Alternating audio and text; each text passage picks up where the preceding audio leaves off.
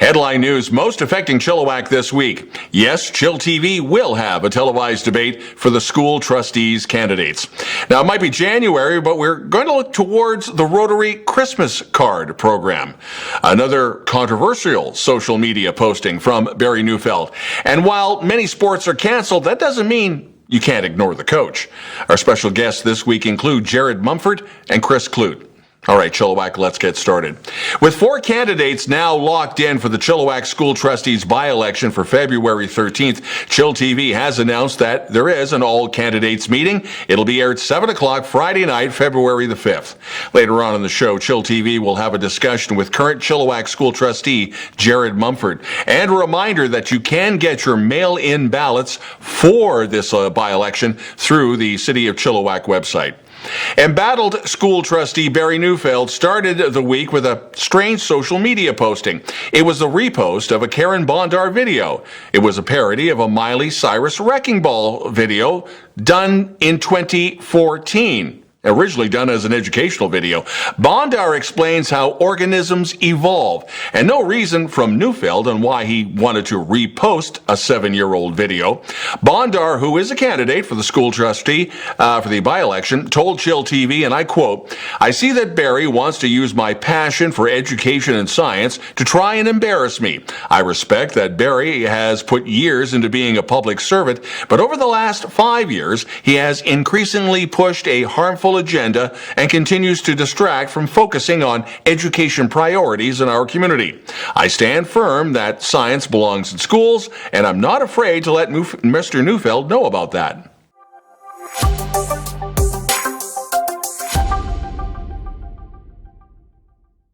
Cascade Christian School announcing a temporary closure over the past weekend, and this until February the 5th, after a new COVID cluster emerged. The school confirming 7 cases of the disease. Now, overall, Chilliwack seems to be maintaining a plateau, while other areas of the Fraser Valley are ticking upwards, and in particular, Surrey. chillTV proud to be a sponsor of the 2021 Rotary Christmas Card Program.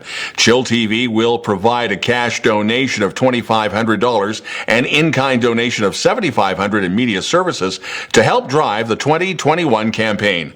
All proceeds for the Rotary Christmas Card Program will go to the Chilliwack Bowls of Hope program, benefiting kids in need in Chilliwack.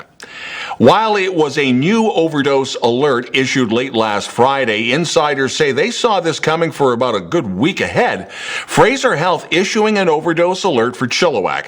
Addicts, street people, and sex trade workers were asked to be aware of a greeny blue turquoise down-like substance. While this alert remains until February the 11th, that doesn't mean the danger will pass. The latest batch of opioid is laced with carfentanil. Even a snowflake-sized speck can take down an elephant, and users with high tolerance could even die from an accidental overdose. Now, due to the pandemic, the Chilliwack Chamber of Commerce Business Awards had to go online and became the 2020 Chilliwack Champion Awards. So the winners are, for the most innovative, Decades Bakery. Excellence in Collaboration, the Chilliwack Bowls of Hope. For outstanding support, the Ann Davis Transition Society. Community Advocate, Corey Silbernagel. Inspiring Leader, Amber Price. And frontline hero, a good friend of chillTV's Robert Beischer. Local author and inspirational speaker Kim Gemmel releasing a new book called Smile Again. It's a book of inspiring antidotes to, quote, empower and prosper. She and her family have dealt with plenty of drama that could have easily taken down her spirits, but didn't. Gemmel's son nearly died at birth, and her daughter is autistic, both, by the way, in their 20s and very healthy. This new book now available at local bookstores throughout the valley and, of course, through Amazon.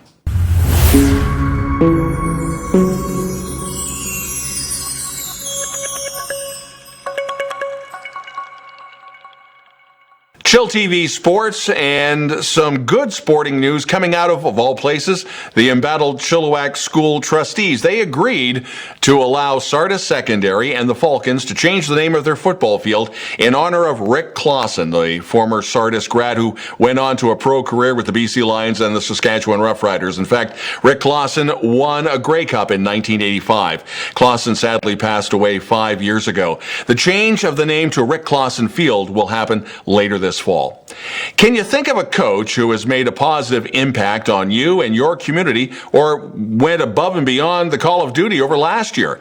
Via Sport wants to highlight the achievements of amazing coaches in the community here in BC and need your help to find the best. So you can nominate someone. Nominations are open until February the 18th, and nomination forms can be found at viasport.ca. On the heels of the season closure for the Chilliwack Curling Club, Curl BC had made the difficult decision to cancel both the 2021 Under-18 and Under-21 Curling Championships. Now, it was previously planned that Curl BC and the two highest profile youth events would take place, well, right about now. The top Under-18 teams were supposed to meet here in Chilliwack. The Under-21 teams were slotted for Kelowna. The national events had already been canceled by Curling Canada.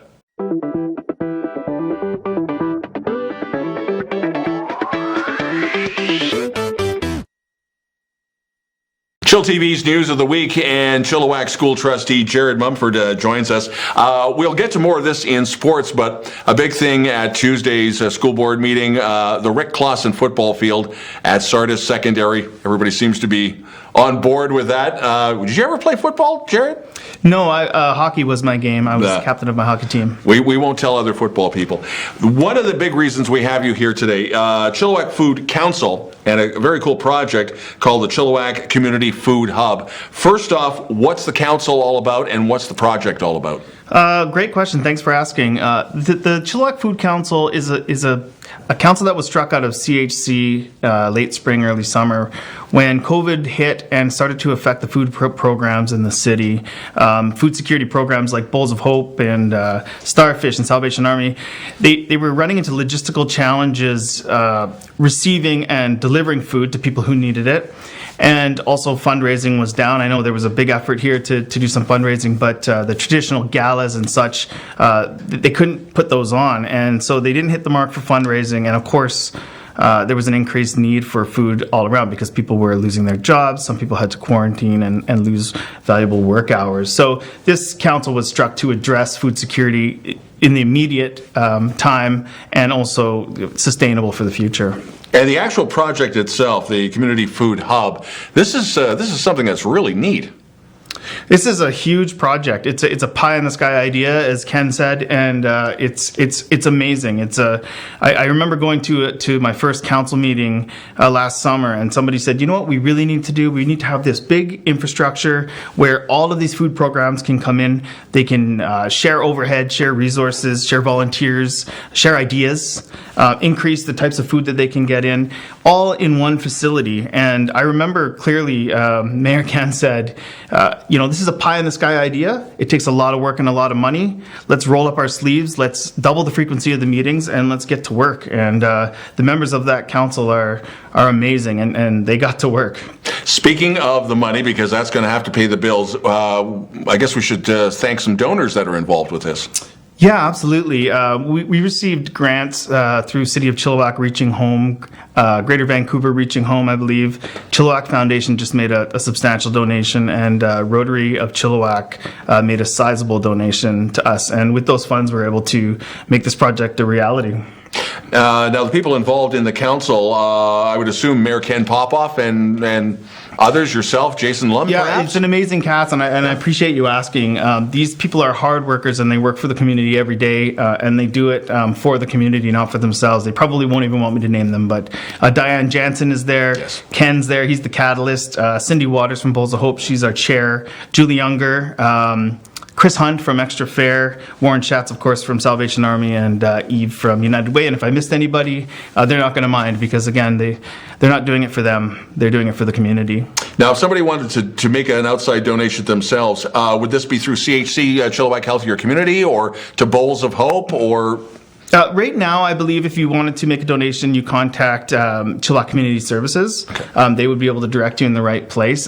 I think all of that is just getting sorted now. At the same time that we're doing the demo and the setup of the space, we're also doing the MOAs with the different partner groups and the different food organizations coming in. So to be continued, but I think that Chilliwack Community Services is who you want to contact when you want to donate to food security in Chilliwack. And we will be talking more about Chilliwack Community Food Hub in the weeks to come. Jared Mumford, school trustee, big thank you for coming in. Yeah, no problem at all. My pleasure. Thank you. And you're watching chillTV's News of the Week.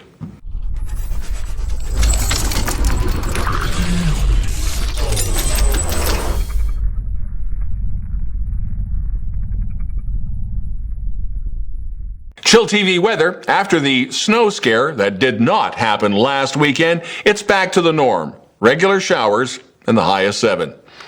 If you'd like to participate in reporting news in Chilliwack and you have a story you think that we should know about, send us a note to news@chilltv.ca. We'd like to hear from you. That's the news this week. I'm Don Lehn.